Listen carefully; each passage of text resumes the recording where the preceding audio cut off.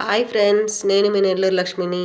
కరివేపాకుకి వెంకటేశ్వర స్వామికి మధ్య సంబంధం ఏంటో మీకు తెలుసా ఫ్రెండ్స్? తెలిస్తే కమెంట్ చేయండి ఫ్రెండ్స్. నాకు తెలిసిందైతే పద్మావతి అమ్మవారు సారి తీసుకొని వెంకటేశ్వర స్వామి దగ్గరికి వస్తుంటే అత్తగారింటికి కరివేపాకు మర్చిపోయిందంట. అప్పుడే స్వామివారు అన్నీ చూసి కరివేపాకు లేదు ఇందులో, నువ్వు వెళ్ళి అమ్మగారింటికి కరివేపాకు తీసుకొచ్చాయి.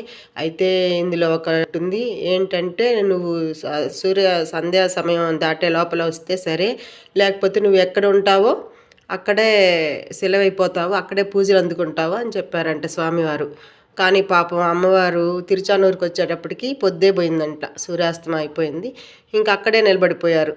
ఇంకా అక్కడి నుంచే మనం అందరం అమ్మవారిని కొలుచుకుంటున్నాము, పూజ చేసుకుంటున్నాము. అంతా అలా జరిగిందనమాట. నాకు తెలిసిందైతే ఇదే ఫ్రెండ్స్. మీకేం తెలుసో కమెంట్ చేయండి ఫ్రెండ్స్.